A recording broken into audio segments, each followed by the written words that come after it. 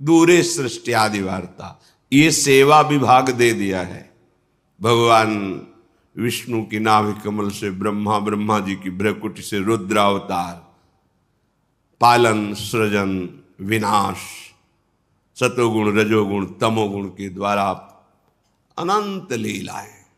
पर आप निकुंज में रसमयी प्रेममयी क्रीड़ा करते हुए अपने प्रेमियों के संग महासुख की वर्षा करते, स्वानंदिक विलासवान।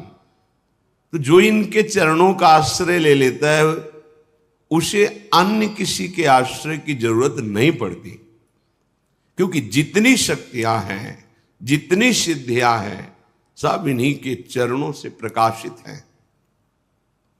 जो ऐसा नहीं जानते तो कभी कभी प्रश्न आते हैं कि प्रिया प्रीतम तो अत्यंत सुकुमार हैं, जैसे हमें रक्षा की जरूरत है तो अमुक देवता या अमुक ऐसा। जब मूल में जल चढ़ा दिया तो डाल में, पत्ते में, पुष्प में, सब में पहुंच गया। सबके मूल निकुंज बिहारी लाल जो महाराज हैं। गीता जी में स्वयं कहते हैं, ऊर्ध मूल मधा शाखा मस्वत्थम प्राहुरव्ययम, मैं सबका मूल हूं।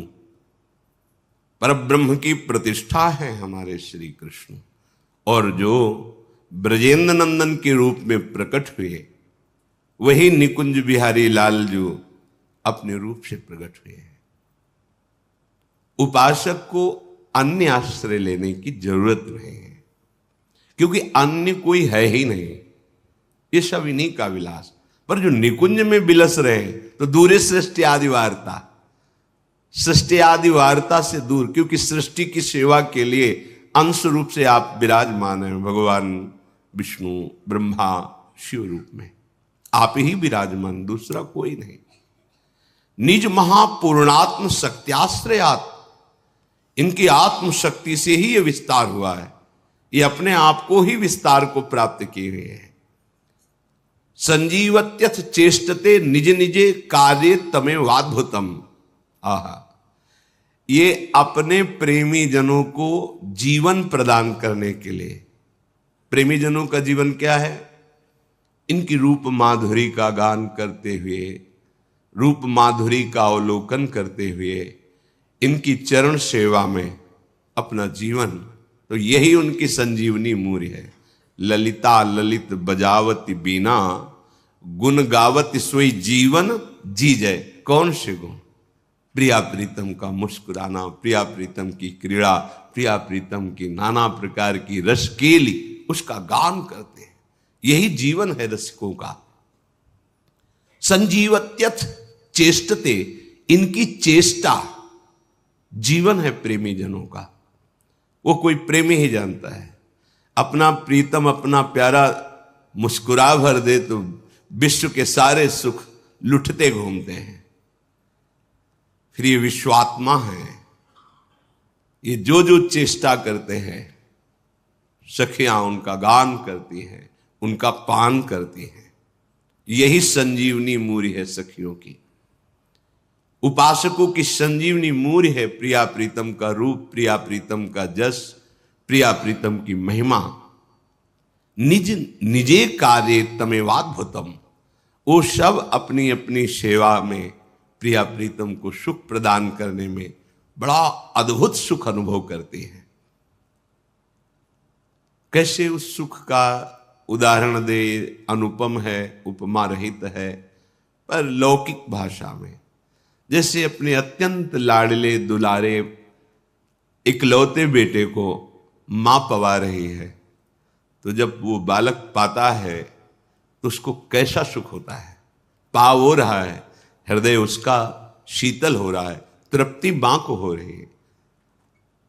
सखियों का हृदय प्रियालाल के प्रति कितना दुलार से भरा हुआ है। लाल ललना मिली हियो शिरावत मोर, पावे कोई और, तृप्ति करे कोई और, ये महासुख है। स्वातंत्रम, सारी शक्तियां इनके अधीन है, ये किसी के अधीन नहीं है। परम स्वतंत्र न सिर पर कोई। परमम परेश, ये ईश्वरों के भी ईश्वर हैं। निकुंज बिहारी लाडली लाल। परमेश महा मानंदिक वृत्तिम श्रेय, परम स्वतंत्र परम महा आनंद वृत्ति युक्त होकर विलसते रहते हैं। ये अनुभव, ये आश्रय उसी को प्राप्त होता है जो रस का अनन्य हो जाता है, रसिक अनन्यों के संग से। हरिराम व्यास जी कहते हैं, तेई रसिक अनन्य जानवे। कौन है रसिक अनन्य? बोले जिनको विषय विकार न हरिसो रति, तेई साधु मानिवे। तेई रसिक अनन्य जानिबे, तिनकी संगति पतित सु उद्धरे। जो बारक बर घर आनिवे, तिनके चरणों दक सो अपने। नख शिख गातिन सानिवे,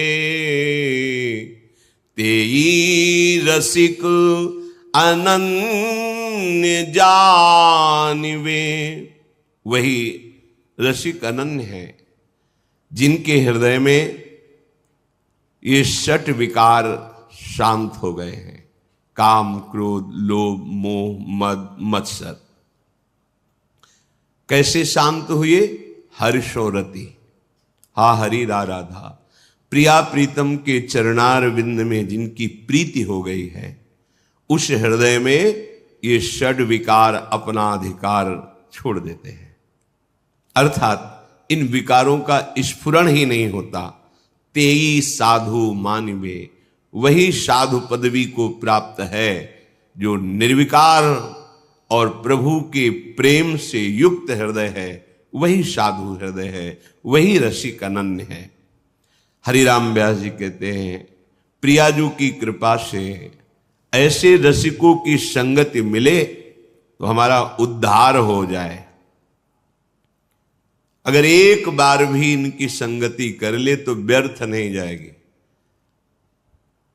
जो वारक घर आनवे, एक बार यदि इनके समीप पहुंचना हो जाए या ये हमारे समीप कृपा करके सानिध्य दे दे, एक बार का मिलना वो व्यर्थ नहीं जाएगा, आपका परम मंगल कर देगा। अगर कहीं ऐसे भगवत प्रेमी महात्मा का चरणोदक मिल जाए और रोज पीने को मिले और अपने सर पे धारण करने को मिले, नखशिख गातिन शानवे, निश्चित निश्चित बहुत जल्दी परिवर्तन होता है। भगवत बुद्धि से इनका चरणोदक उतारा जाए और पान किया जाए और माथे पे रखा जाए, सर पे रखा जाए, एक बूंद दो बूंद से वो आपके जीवन का परिवर्तन कर देगा। रघुगण जी से जड़ भरत जी कहते हैं, गृहस्थ की उपासना, शास्त्रों का स्वाध्याय, तीर्थयाटन, व्रत या अग्नि चंद्र सूर्य की उपासना आदि से ये जो हम तुम्हें तत्वबोध की उपदेश कर रहे हैं, ये नहीं होता। ये होता है महापुरुषों की चरण रज का अभिषेक करने से।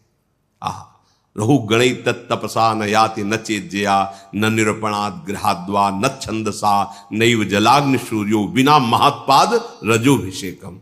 हरिराम व्यास जी कहते, तिनके चरणोदक सो अपने नख सिख गातन शानवे। यदि कहीं ऐसे प्रेमी महाभागवतों का चरणोदक मिल जाए पीने को और माथे पे धारण करने को, तो ये जो विकार हैं इनसे लड़ने की सामर्थ्य आ जाए, ये परास्त हो जाएंगे विकार। पर बिना महत्पाद रजोभिषेकम, ये कोई भाग्यशाली को बात समझ में आती है। और फिर कहीं कृपा हो जाए और उनको प्रसाद पवाने का सौभाग्य मिल जाए, सुंदर सुंदर भोग प्रियालाल को पवा के और उनको प्रसाद पवाने का सौभाग्य, और कहीं वो पा चुके हैं उनके पत्तल से जूठे किनके उठाकर और वो हमें पाने का सौभाग्य मिल जाए, फिर क्या कहना है। तिनकी पावन जूठन जेवत, क्या होता है, बोले तबही हरि ही आनिवे। जब रसिक महापुरुषों का उच्छिष्ट जाता है तो वो उच्छिष्ट इतना हृदय को पावन करता है। पहले चरणोदक बोले, अब उच्छिष्टामृत का प्रभाव हृदय में हरि प्रिया को प्रकाशित कर देता है। जूठन, संतों की जूठन। 4 महीने बराबर सेवा मिली। नारद जी अपने चरित्र को पूर्व के श्री कृष्ण द्वैपायन भगवान व्यास देव जी से वर्णन करते हैं कि मैं बालक था और मुझे सेवा मिली चातुर्मास्य में संतों की। तो छोटी अवस्था होने के कारण हमें बर्तन मांजने की सेवा मिलती। तो जो जूठन संतों की पात्रों में लगी होती वो छुटा के और उसे पाता और बैठकर उनकी बातें सुनता। 4 महीने के प्रभाव से ऐसे महान वृत्ति का उदय हुआ कि वही अगले जन्म में देवर्षि नारद के रूप में प्रकट हुए। स्वयं नारद जी श्रीमद् भागवत में अपने पूर्व चरित्र का वर्णन किए। 4 महीने संतों की सेवा का फल महाभागवत भगवत स्वरूप देवर्षि नारद बना दिया। तिनकी पावन जूठन जेवत तबही हरि ही आनिवे। महापुरुषों के उच्छिष्ट का बहुत बड़ा प्रभाव है। हृदय में हरि प्रिया प्रकाशित हो जाती है इनकी जूठन पाने से। तिनके वचन श्रवण सुनि तिहि छिन मन संदेह भानिवे। बोले ऐसे भगवत प्रेमी महात्माओं के वचन सुनते ही मन के जितने संदेह हैं वो सब नष्ट हो जाते हैं। सारे प्रश्न शांत हो जाते हैं। आप सुनते रहो, केवल कोई प्रश्न बकाया नहीं रह जाएगा। हर प्रश्न का उत्तर आपको मिल जाएगा सत्संग में। आप केवल ध्यान से सुनिए। तिनकी जीवन धन वृंदावन जीवत मरत बखानवे। व्यास राधिका रवन भवन बिनु तेई क्यों पहचानवे। बोले ऐसे रसिकों का जीवन जो प्रिया प्रीतम के अनुराग में है, और ऐसे रसिकों के जीवन की अंतिम श्वास ये वृंदावन ही है। अर्थात वो अनन्य होते हैं धाम के। ये आ ही जाएगा। प्रीतिस्तद वसति स्थले, अपार प्रीति हो जाती जहां अपने प्यारे प्रकट हुए हैं, प्यारे लीला परायण हैं, उस भूमि में जी नहीं सकते आप। अगर प्रभु की शरणागति युगल सरकार की हो गई है तो आपको ये ब्रज धाम, ये वृंदावन धाम ऐसा प्यारा लगेगा कि अब चाहे नरक मिले, चाहे स्वर्ग मिले, चाहे परम पद मिले, इसकी मुझे कोई परवाह नहीं। चाहे अपराध लगे, अब तो हम धाम के बिना नहीं जी सकते। अब हम ब्रजधाम के बिना, दुर्भाग्य है जो धाम के प्रति प्रीति ना हो, क्योंकि यही धाम आपको ऐसे रसिकों का संयोग कराएगा, ऐसे रसिकों का चरणामृत मिलेगा, ऐसे रसिकों का उच्छिष्टामृत मिलेगा, ऐसे रसिकों का वचनामृत मिलेगा। व्यास राधिका रवन भवन बिनु तेई क्यों पहचानवे। यदि वृंदावन में तुम्हारा भाव नहीं आया तो ऐसे रसिकों से तुम्हारी पहचान हो ही नहीं सकती, और बिना रसिकों के पहचान के प्रिया प्रीतम का प्रेम प्रकट नहीं होता। रंच मात्र प्रेम प्रकट नहीं होता। रे मन रसिकन संग बिन रंच न उपजय प्रेम। रसिक अनन्यों का मिलना दुर्लभ है। बस रसिक अनन्यों की बात मान जाए तो रस में डूब जाएगा।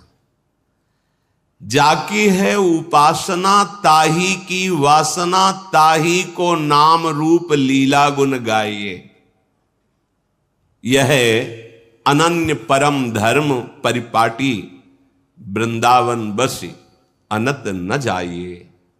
सोई व्यभिचारी आन कहे आन करे, ताको मुख देखे दारुण दुख पाइए। व्यास होई उपहास त्रास किए, आस अछत कित दास कहाइए। हरिराम व्यास जी के जिसकी तुम्हें भगवत कृपा से गुरु प्रदत्त उपासना है मिली है, उसी के मिलन की, उसी के रूप की, उसी के गुण की, लीला की तुम्हारे हृदय में चाहत होनी चाहिए। ये चाह प्रकट हो गई तो सब चाहें नष्ट हो जाएंगी। इस एक चाह में सामर्थ्य है हर चाह को मिटा देने की। क्या? अब इस जन्म में प्रिया प्रीतम से मिलना होगा। मिलने का उपाय है निरंतर प्रिया प्रीतम का स्मरण करना, नाम जप करना, उनके लीला गुण गायन करना, उनके जनों का संग करना, उनके लिए ही कर्म करना, उनकी प्रसन्नता के लिए, उनके समर्पण के लिए सारी चेष्टाएं, तन मन वचन सब। जाकी है उपासना ताही की वासना, ताही को नाम रूप लीला गुण गाइए। यह अनन्य परम धर्म परिपाटी, यही रसिक अनन्यों का प्रेम धर्म है, यही परिपाटी है, यही मार्ग है, यही निष्ठा है कि अपने आराध्य देव के नाम रूप गुण लीला धाम के चिंतन में मगन रहे। वृंदावन धाम की उपासना धाम के प्रभाव से ही सफल होती है। जब आपको समय मिले तब धाम आइए, पर धाम का चिंतन तो आप कर सकते हैं। कई बार सत्संग में चिंतन का प्रकार बताया गया है। अगर कहीं आपको वास का सौभाग्य मिल गया है तो फिर यद्यपि मिले कोटि चिंतामणि तऊ न हाथ पसार। बड़ा दुख होता है जिस उपासक को अखंड वृंदावन धाम का संयोग बन जाता है, फिर किसी विषय इंद्रियजन्य भोगों के लिए धाम का त्याग करके, और भोगों में तब लगता है बड़ी प्रबल माया है प्रभु की, जो प्रभु के घर से घसीट ले जाती है। कब? जब कपट करोगे, छल करोगे, छुपाव करोगे, मनमानी आचरण करोगे तो घर से ले जाएगी। ये घर है, घर से खींच के ले गई, आजीवन के लिए ले गए। भाव नहीं बन सकता कभी। अब बहुत सावधान। वृंदावन बसी अनत न जाइए। अनंत जन्मों की बिगड़ी केवल वृंदावन सुधार देगा। तुम्हारी साधना में त्रुटि हो तो भी वो तुम्हें अपने प्रभाव से परम पद प्रदान करेगा। वृंदावनी प्रभाव सुन अपनो ही गुण देत। सोई व्यभिचारी, वो व्यभिचारी है, बोलता कुछ और है, करता कुछ और है।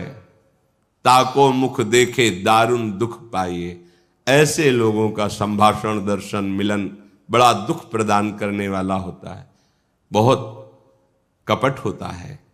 बातें कुछ करते हैं, आचरण में कुछ होता है, चिंतन कुछ होता है। नहीं नहीं, ऐसा नहीं। जाकी है उपासना ताही की वासना, ताको ही नाम रूप लीला गुण गाए। सोई व्यभिचारी आन कहे आन करे, ताको मुख देखे दारुण दुख पाइए। ऐसों का संग नहीं करना। बोलता कुछ और है, करता कुछ और है, सोचता कुछ और है। हरिराम व्यास जी कह रहे वही व्यभिचारी है। व्यास होई उपहास। अगर ऐसों का संग करोगे या ऐसे लक्षण धारण करोगे तो तुम्हारा उपहास होगा, और वो उपहास तुम्हारे हृदय को जलाएगा, क्योंकि स्थिति तो है नहीं।